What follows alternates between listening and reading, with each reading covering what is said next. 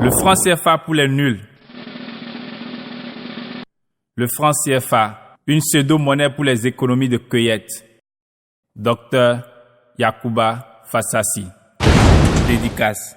En hommage à la mémoire de mon professeur d'économie à l'université d'Abidjan, Monsieur Joseph Tchouchang Pouemi, premier Camerounais professeur agrégé, membre titulaire de l'Institut international de statistique, auteur du célèbre ouvrage Monnaie, servitude et liberté, la répression monétaire de l'Afrique, 1980, et qui avait écrit à mon propos dans une attestation en date du 26 avril 1976, Monsieur Yacouba Fassassi est le meilleur étudiant de sa classe. Je dédie donc la présente vidéo à la mémoire du professeur Tchouchang Pouemi, ce digne fils de l'Afrique, ce fils de cette Afrique combattante pour une indépendance économique réelle acier, ce grand pionnier de la lutte pour la conquête de notre souveraineté monétaire confisquée. Le mécanisme de création de monnaie trouve son origine dans les crédits accordés par les banques. Tout étudiant en première année de sciences économiques sait que les crédits constituent la première source de création de monnaie. Les crédits font les dépôts et donc créent la monnaie et non l'inverse. On parle de répression monétaire lorsque les crédits à l'économie sont difficilement accordés parce que les taux d'intérêt sont fixés administrativement pour décourager la demande de crédit, donc la création monétaire. Ainsi, le secteur privé productif et la consommation globale sont pénalisés et ne pourront pas contribuer à la création de la richesse et de l'emploi. Et c'est cette répression monétaire qui est la principale caractéristique du système franc CFA. Les taux d'intérêt des crédits bancaires dans nos pays francs CFA sont en moyenne de 12%, contre seulement à peine 1% en France et dans la zone euro à laquelle nos pays francs CFA sont arrimés par tuteur la puissance colonisatrice, la France interposée. Aussi, le débat sur le franc CFA aujourd'hui, tout comme hier d'ailleurs, n'est pas une question de la valeur externe de la monnaie, taux de change ou d'évaluation, mais plutôt de la valeur interne ou plus précisément du prix de la monnaie ou de l'argent, taux d'intérêt ou émergence économique. Le combat panafricaniste, il faut le souligner, vise à arracher la souveraineté monétaire pour permettre aux populations africaines de jouir, comme tous les autres peuples de la planète Terre, d'une monnaie qui leur permettra de disposer et d'utiliser de façon souveraine mais responsable les politiques macroéconomiques, politiques monétaires, politique budgétaire et politique de change. Pour obtenir le taux d'intérêt, le taux de change, le prix interne et le prix externe de la monnaie et le taux d'inflation, l'inverse de la valeur de la monnaie, qui leur permettront de réaliser la croissance réelle et l'émergence économique tant prônée. Une croissance économique sentie et ressentie par les populations et non une croissance bureaucratiquement proclamée. En clair, il ne s'agit donc pas d'un débat et d'un combat pour un franc CFA à dévaluer ou non, pas du tout alors, mais d'une monnaie souveraine pour des économies en route vers le futur. Le franc CFA n'est rien d'autre qu'une pseudo-monnaie dont aucun des prix, taux d'intérêt et taux de change n'est déterminé par les mécanismes du marché. C'est un véritable machin administratif pour les économies de cueillette. Le franc CFA ne pourra jamais conduire au développement économique et social des pays qui l'utilisent. C'est un défi que tout économiste qui maîtrise sa science peut lancer, et c'est imparable. Ainsi donc, il faut reconnaître une fois pour toutes que sur la base des enseignements de la science macroéconomique, le franc CFA condamne à jamais les pays africains francs CFA à la pauvreté structurelle avec des taux de chômage anormalement très élevés. La macroéconomie est cette branche de la science économique qui traite de l'agrégation des comportements individuels de l'ensemble des agents économiques sur une zone géographique donnée, telle qu'un pays. La macroéconomie s'adresse en premier lieu au chômage et à la pauvreté. Elle s'intéresse sur le pourquoi du chômage, de la pauvreté. Le chômage étant défini comme la part de la population active qui ne travaille pas, mais qui cherche désespérément du travail. La pauvreté, quant à elle, est définie comme une condition économique qui se manifeste par le manque d'un minimum de moyens financiers chez l'écrasante majorité de la population et l'inexistence de besoins fondamentaux tels que la nourriture, l'eau potable, l'électricité, l'habitat, l'éducation et les soins de santé. La macroéconomie va donc indiquer la politique économique idoine pour faire baisser le chômage et faire reculer la pauvreté. Ainsi, tout gouvernement qui veut combattre le chômage et faire reculer la pauvreté le fera par l'action gouvernementale à travers les dépenses publiques et utilisera les politiques macroéconomiques, monétaires, budgétaires et de change. Pour inciter les dépenses des ménages, les investissements des entreprises en jouant sur les impôts, les taux d'intérêt, le taux de change et l'inflation. C'est ainsi et ainsi seulement que le gouvernement peut promouvoir la croissance économique, c'est-à-dire la croissance du produit intérieur brut PIB et le développement économique et social.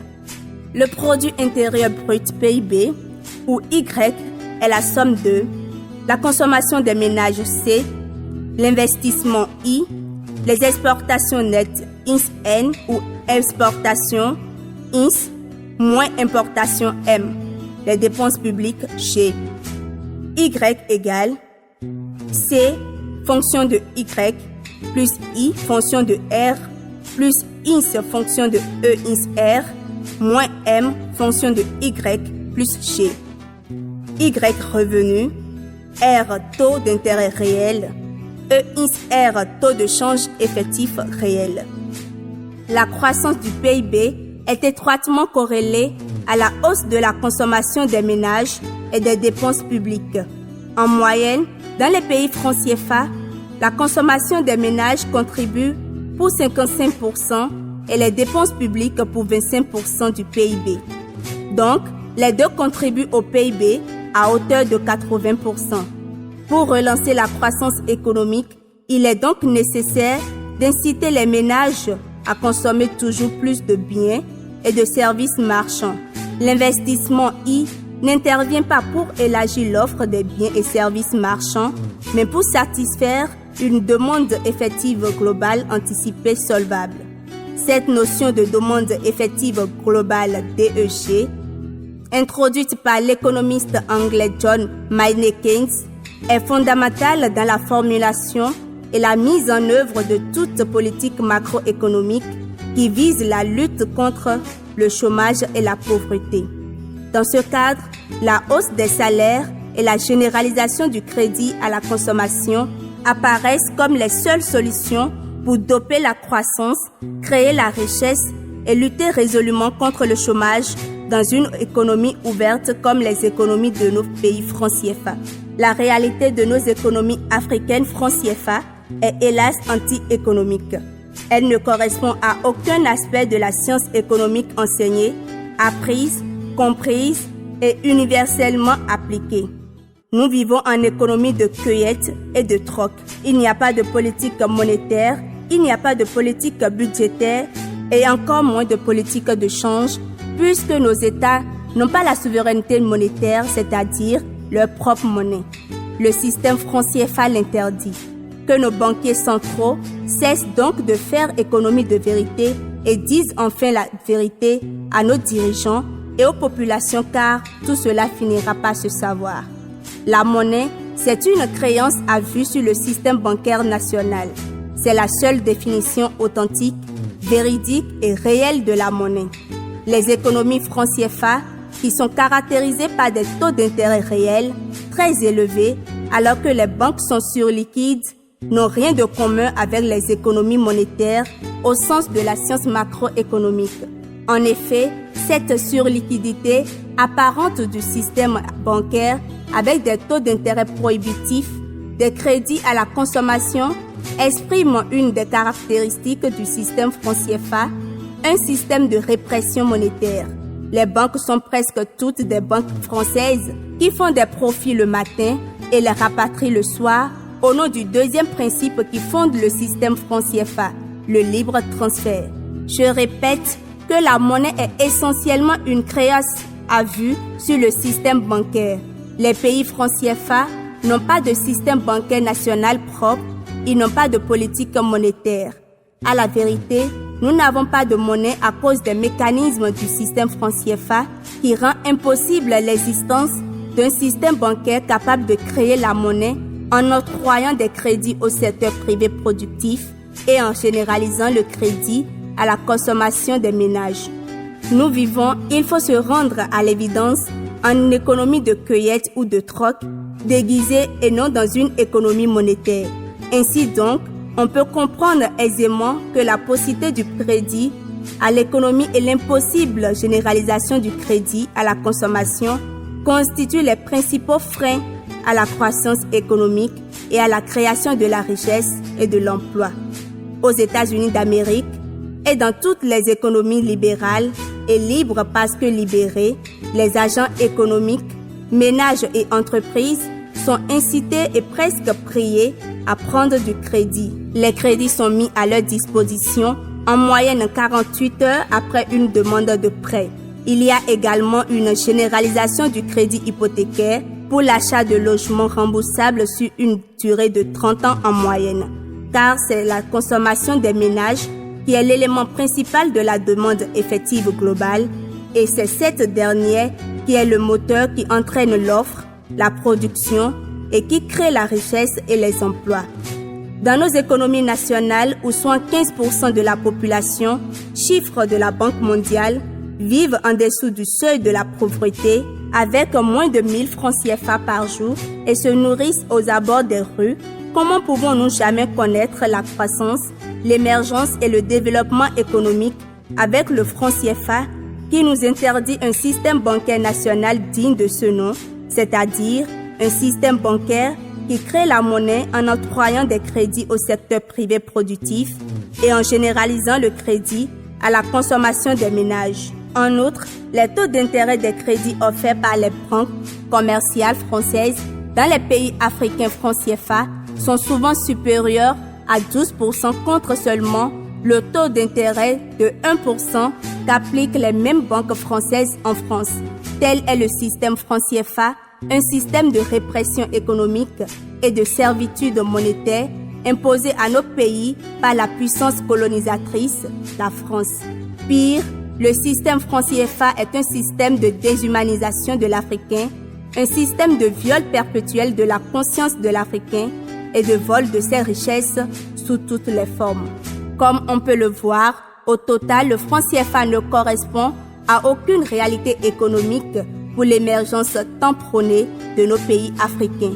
Le franc CFA ne pourra jamais aider nos peuples à vaincre la fatalité. Le franc CFA est le cordon ombilical créé sciemment par la France pour continuer de maintenir en esclavage économique nos pays qu'elle considère toujours comme ses colonies, car pour elle, les indépendances nominales et factices ne signifient pas liberté. Devant le tribunal de l'histoire, les géniteurs du franc CFA ne sont pas défendables. Ils sont coupables de crimes contre l'humanité, avec comme chef d'accusation les lourds ravages du franc CFA faits de pauvreté envahissante, de précarité grandissante et de paupérisation de tous ces jeunes diplômés qui n'auront jamais d'emploi.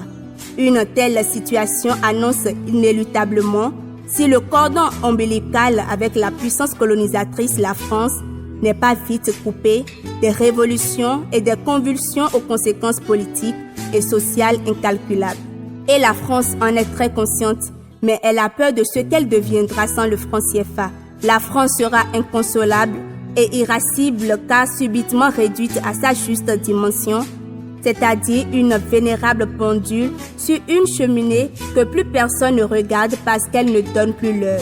La France a peur, elle a peur de cette jeunesse africaine montante et consciente qui veut la grande rupture, car il s'agira de liquider définitivement le système franc CFA à travers les hommes, les structures et l'idéologie de domination nazie, raciste qui le porte. La France a peur pour son propre avenir, ayant détruit avec le système franc CFA les bases pour l'émergence d'économies prospères dans ses anciennes colonies. Elle mise désormais sur le géant Nigeria et subtilement et sans crier gare, elle nous abandonne à notre sort. Pour preuve, je veux citer un extrait du rapport des experts français qui recommandent fortement au gouvernement et aux investisseurs français de miser sur le Nigeria plutôt que sur les économies de nos pays. Je cite: « Le Nigeria mérite une attention particulière. Le Nigeria devrait se situer au 4e rang mondial par la taille de sa population d'ici à 2050, avec plus de 400 millions de personnes dont une classe moyenne essentiellement composée de jeunes. 70% des Nigérians ont moins de 40 ans, futurs consommateurs de biens d'équipement. En effet, plus de 20 millions de Nigérians gagnent plus de $1000 américains par mois. » Fin de citation. C'est en effet la demande effective globale, anticipée et solvable, couplée de taux d'intérêt réels bas, comme c'est le cas de l'économie du Nigeria, qui détermine le choix d'un investisseur et qui est susceptible de relancer la croissance économique et non une monnaie forte ou une monnaie convertible. C'est la principale leçon à retenir de la science macroéconomique apprise, comprise, appliquée et courageusement assumée. La deuxième principale source de blocage créée par le franc CFA sur la voie de l'émergence effective et non affective de nos économies nationales et de l'épanouissement de nos peuples qui végètent dans la pauvreté, c'est le taux de change effectif réel.